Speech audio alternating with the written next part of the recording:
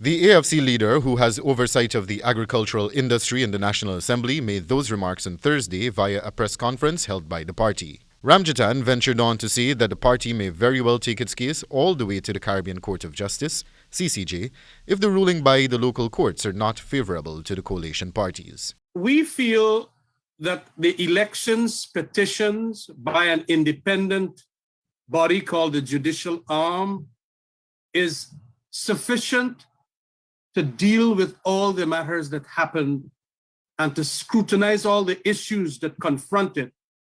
And a ruling thereon will be sufficient. Attorney General and Minister of Legal Affairs Anil Nandlal, via a televised program recently, opined that Petition 99, which is at the Court of Appeal, is bound to fail, given that the matters contained in the appeal were never adjudicated, but instead was dismissed on the grounds of impropriety. The Attorney General premised his statements on Article 163(1)(b) of the Constitution, which gives the High Court of Ghana exclusive authority to hear matters pertaining to the conduct of an election. Of course, that ruling we can carry right up to the CCJ, and that CCJ then becomes final and certain. In response to statements made by the President during the course of this week, citing that a commission of inquiry will be established soon to inquire into the circumstances surrounding the 2020 electoral saga, Ramjattan said that the judicial arm of the country is best suited to deal with such matters, even though the President has certain powers under the Constitution to establish commission of inquiries. Last week, I filed a notice of motion to strike out the appeal as on the ground that the Constitution says that the Court of Appeal cannot hear the matter. It does not have the jurisdiction to hear the matter. Pandemonium broke out among politicians at the GCOM Command Center in March 2020 in Georgetown following the announcement that the APNU AFC won the election and several court battles between the two major parties ensued, lasting for months on end, inclusive of a national recount exercise, which also resulted in several court battles. On August 2, 2020, the APNU AFC coalition finally conceded to the PPPC, paving the way for Mohammed Irfan Ali to be sworn in as president.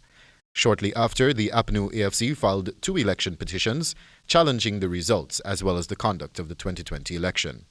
Petition 99 was subsequently struck out by the Chief Justice, Madam Roxanne George, on the grounds that court documents were served on the second named respondent later than the time specified by the court. That petition is currently before the Court of Appeal.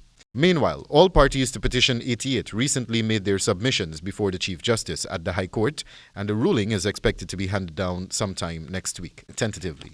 And that is where potency and compellingness and the cogency is going to come from, rather than the appointees of a president.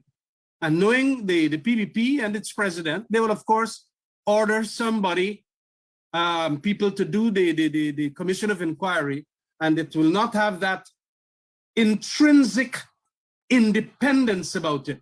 Petition 99 alleges misconduct at the 2020 polls to the effect that statutory documents are missing from at least 49 ballot boxes.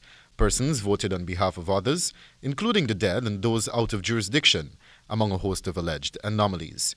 Petition 88, on the other hand, alleges that GCOM overstepped its authority under Section 22 of the Constitution, as well as when it drafted Order 60, which paved the way for the national recount exercise.